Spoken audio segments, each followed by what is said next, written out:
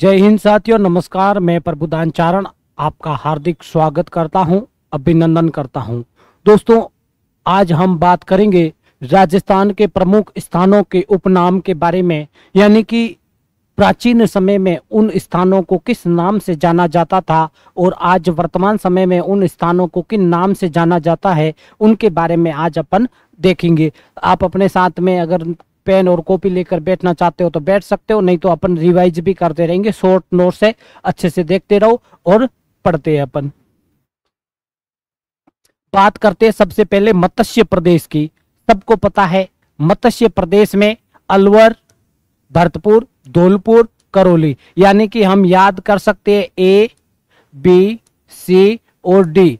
A B C और D ये मत्स्य प्रदेश का भाग था। ए मतलब अलवर, बी मतलब भरतपुर, सी मतलब करौली और डी मतलब धौलपुर। इस प्रकार से भी हम याद कर सकते हैं। और कई बार मतलब ये एग्जामों में नॉर्मल सा सवाल है, पूछा जाता है इसमें से 3 जिले तो एक ही दे देंगे और बीच में किसी और को घुसेड़ देंगे। वहां हम 2 को आगे आगे स्टार्टिंग में देखने के बाद में हमें इतना कॉन्फिडेंस आ जाता है कि हाँ यही होता है, और ठोक देते हैं वो, और वही गलत हो जाता है। फिर हम बात करते हैं गिरवा की।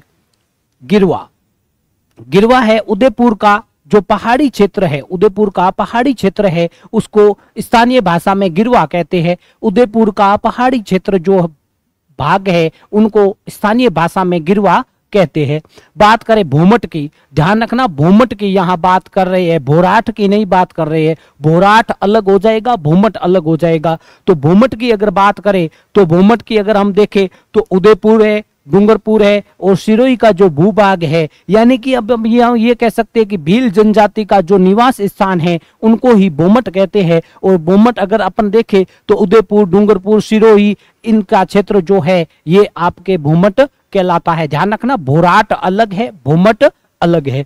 बात करते हैं हम देशहरों की, तो देशहरों के बारे में भी कई बार एग्जामों में पूछा जाता है, ज्योग्राफी की दृष्टि से भी पूछा जाता है और ऐसे ही पूछा जाता है देशहरों क्या है। तो भी ध्यान रखना ये उदयपुर में जरगा व रागा, ध्यान रखना जरगा और रागा के मध्य जो पहाड़ी है वो हमेशा हरी भरी रहती है और उस हरे भरे भाग को ही हम देशहरों का नाम देते हैं। कहां पर है? उदयपुर में है। और किसके मध्य है? तो बात करें जरगा और रागा पहाड़ियों के मध्य का जो भूभाग है जो सदैव हरा भरा रहता है उसको ही हम क्या कहते हैं? देशहरों के नाम से जाना जाता है। इसके बाद में अगला सवाल है थली। थली प्रदेश किसको कहते हैं भाई? थली प्रदेश में कौन कौन सा क्षेत्र शामिल होगा? एक मैं बता देता हूं, बाकी आपको बताना है। जैसे मैं आपको बताऊं जैसलमेर का क्षेत्र, एक तो जैसलमेर हो गया। इसके अलावा कौन कौन से क्षेत्र को आप थली क्षेत्र के अंतर्गत सम्मिलित करोगे? अगर आपको पता है तो कमेंट करके मुझे भी बताना। एक तो जैसलमेर है और इसके अलावा और कौन कौन से क्षेत्र हो जाएंगे? अब जैसे अनूपगढ़ का क्षेत्र अलग हो गया, अनूपगढ़ जिला बन गया, तो अनूपगढ़ भी इसमें शामिल हो सकता है। अनूपगढ़ का कुछ भूभाग है, उधर गंगानगर का भूभाग है, क्योंकि बाड़मेर इसमें सम्मिलित नहीं होता है। न बाड़मेर है, न बालोतरा है, न फलोदी है, न जोधपुर है, न बीकानेर है, तो जैसलमेर है। अब उससे ऊपर वाला क्षेत्र कौन कौन सा है? अगर किसी को पता हो तो कमेंट करके बताना।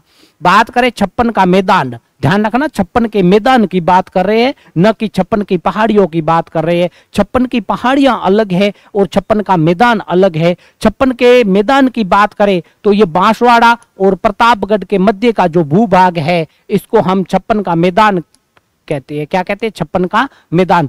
प्रतापगढ़ और बांसवाड़ा के मध्य का भूभाग 56 का मैदान कहलाता है। जबकि 56 की पहाड़ी जो ये हमारे बाड़मेर में है, कहां पर है? बाड़मेर में। जहां पर आपको पता हो तो हल्देश्वर पहाड़ी है। हल्देश्वर पहाड़ी के ऊपर सिवाना का दुर्ग बना हुआ है जिसको हेमकूट के नाम से भी जाना जाता है, कुम्मटगढ़ भी कहते हैं। अब वो बाड़मेर में नहीं है, ध्यान रखना। सिवाना तो अब वर्तमान समय में बालोतरा में आ गया है, परंतु 56 की पहाड़ियां आज भी कहां पर है? बाड़मेर में ही मानी जाती है। 56 का मैदान, 56 की पहाड़ियां दोनों अलग अलग है, थोड़ा कंफ्यूज ना हो। बात करें ढूंढाड़ क्षेत्र, तो ढूंढाड़ क्षेत्र जयपुर का भूभाग जो है वो प्राचीन समय में ढूंढाड़ क्षेत्र कहलाता था। प्राचीन समय में जयपुर के क्षेत्र जो ये अभी आप देख रहे हो इसको ढूंढाड़ क्षेत्र के नाम से भी जाना जाता था। इसके बाद में आगे हम बात करते हैं उपरमाल का पठार। उपरमाल का क्षेत्र या पठार जो है ये भी अपने को एग्जामों में, आपने अगर कंपटीशन एग्जाम दिया है तो आपको हर एक एग्जाम में देशहरों, उपरमाल का पठार, ये कुछ न कुछ भले एक छोड़ करके दूसरे एग्जाम में आपको देखने को मिलता ही मिलता है, तो हमें ये विशेष तौर पे ध्यान रखना है। ऊपरमाल का जो पठार है ये बिजोलिया भीलवाड़ा, बिजोलिया कहाँ है? भीलवाड़ा, और बिजोलिया से लेकर के भैंसरोडगढ़ चित्तौड़ तक के मध्य का जो भूभाग है, बिजोलिया भीलवाड़ा से भैंसरोडगढ़ चित्तौड़ के मध्य के भूभाग को ऊपरमाल का पठार कहते हैं। बिजोलिया, बिजोलिया आपको पता हो तो राणा सांगा ने अशोक परमार को, जब वो खानवा के युद्ध में उनकी सहायता करते हैं, तो अशोक परमार की जो वीरता थी उनसे प्रभावित होकर ये बिजोलिया का क्षेत्र है, ये उनको क्या बोलते हैं, दे दी थी, जागीर दे दी थी अशोक परमार को। यहाँ पर बिजोलिया में आपको पता हो तो बिजोलिया का शिलालेख भी मिला है जो 1170 ईस्वी का है, जिसमें जो चौहान है इसको वत्स गोत्रीय ब्राह्मण बताया गया है। और इसी शिलालेख के अनुसार जो ये आपके सांबर झील है इसका निर्माण वासुदेव चौहान ने करवाया है। और जो ये बिजोलिया शिलालेख है इसके जो लेखक है गुणभद्र, आपको पता होगा, और इसमें जो उत्कीर्णकर्ता जो नाम आता है वो गोविंद गोविंद करके आता है। तो ये फैक्ट है थोड़ा बहुत बिजोलिया के बारे में, वो भी आपको ध्यान होना चाहिए। सवाल पूछा भी जाता है कब का है, किसने लिखवाया था और कहां पर है, या फिर उसको उत्कीर्ण करने वाला कौन था, किसकी देखरेख में बना था। ये प्राचीन समय में बिजोलिया है इसको किस नाम से जाना जाता था, तो बिजोलिया को प्राचीन समय में जो नाम था वो विजयावली मिलता है बिजोलिया का। और ये जो बिजोलिया शिलालेख है ये 1170 ईस्वी के आसपास का है। बात करते हैं भोराट। अपन अभी बात क्या करके आए, भोमट।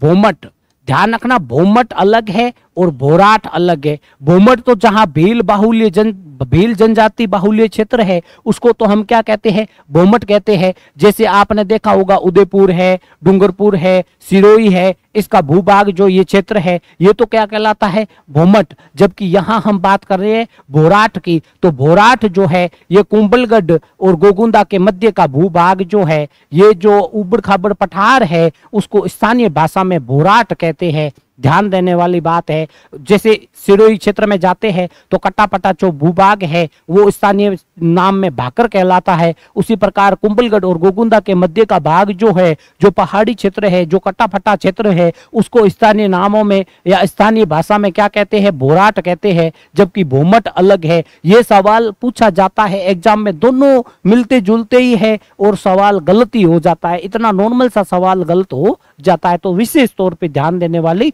बात है। बात करते हैं खेराड़ क्षेत्र की, तो खेराड़ क्षेत्र मालपुरा टोंक से लेकर जहाजपुरा शाहपुरा। ध्यान रखना जहाजपुरा पहले समय में भीलवाड़ा क्षेत्र में आता था, परंतु वर्तमान में जब शाहपुरा जिला बन गया है तो ये जहाजपुरा है, ये शाहपुरा में आ जाता है। तो अपन ये कह सकते हैं मालपुरा टोंक से लेकर जहाजपुरा शाहपुरा के मध्य का भूभाग है वो खेराड़ क्षेत्र कहलाता है।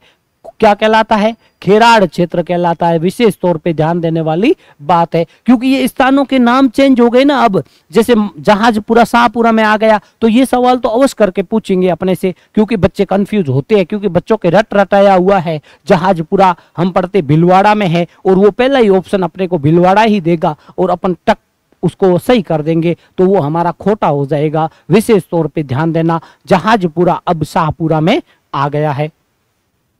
बात करते हैं वागड़ क्षेत्र की। ध्यान रखना वागड़ क्षेत्र अलग है और बांगड़ क्षेत्र अलग है, दोनों में डिफरेंस है। ध्यान रखना, विशेष तौर पर ध्यान रखना। वागड़ क्षेत्र है ये डूंगरपुर और बांसवाड़ा के मध्य का भूभाग जो है ये वागड़ कहलाता है, डूंगरपुर और बांसवाड़ा के मध्य का। जबकि बांगड़ क्षेत्र है ये शेखावाटी को कहते हैं। शेखावाटी में पहले 3 जिले आते थे, आपको पता हो तो चूरू, सीकर, झुंझुनू। वर्तमान समय में इसमें 4 क्षेत्र आते हैं, चूरू, सीकर, झुंझुनू, और चौथा नीम का थाना और अलग इसमें सम्मिलित कर दिया जाता है। तो इसको हम बांगड़ क्षेत्र को ही शेखावाटी क्षेत्र कहते हैं। जो आपको पता हो तो राव शेखा ने इसकी स्थापना, शेखा ने इसकी स्थापना की थी। ये चौहान वंश से संबंधित थे, कछवा वंश से। कछवा वंश की जो आपको पता हो तो 2 शाखाओं में बट गया था, एक नरुका शाखा और एक शेखा शाखा। शेखा ने शेखावाटी की स्थापना की और नरुका ने अपनी अलग शाखा की स्थापना की थी।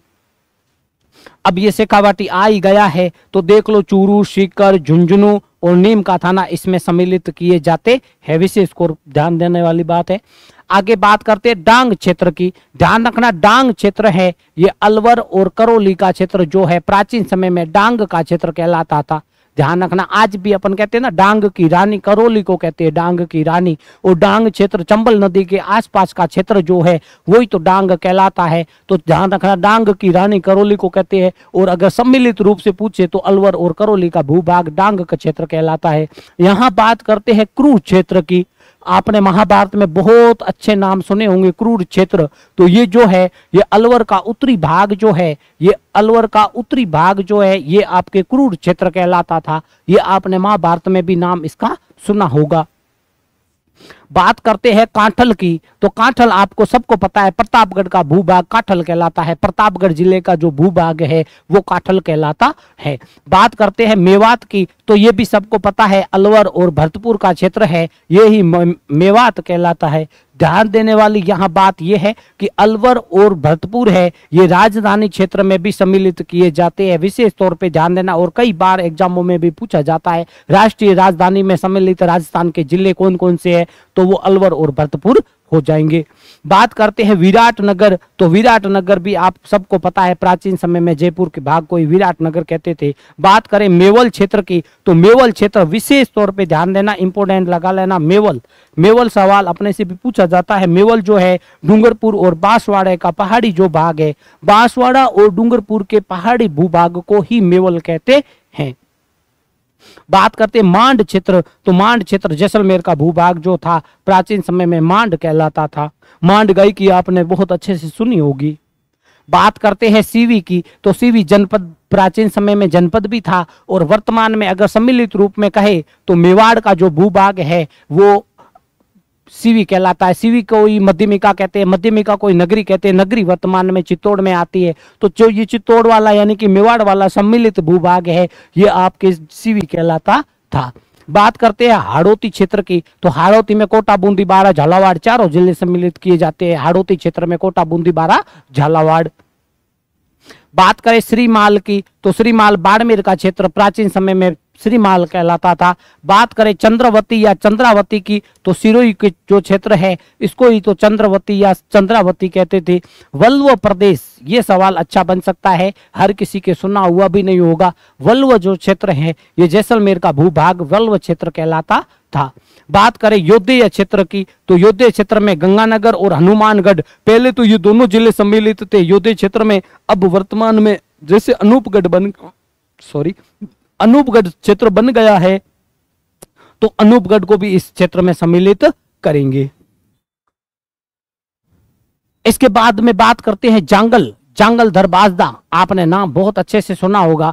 जांगल प्रदेश बीकानेर का भूभाग जो था ये जांगल क्षेत्र कहलाता था। सपाद लक्ष्य का मतलब क्या होता है भाई? सपाद लक्ष्य का शाब्दिक अर्थ होता है 1.25 लाख गांवों का समूह जो होता है उसको सपाद लक्ष्य कहते हैं। प्राचीन समय में सांबर के आसपास का यानी कि अहिचित्रपुर, नागौर से लेकर के सांबर के बीच का जो भूभाग था जिसमें 1.25 लाख गांवों का समूह था उसको ही सपाद लक्ष्य कहते थे, यानी कि सांबर के आसपास का क्षेत्र सपाद लक्ष्य कहलाता था।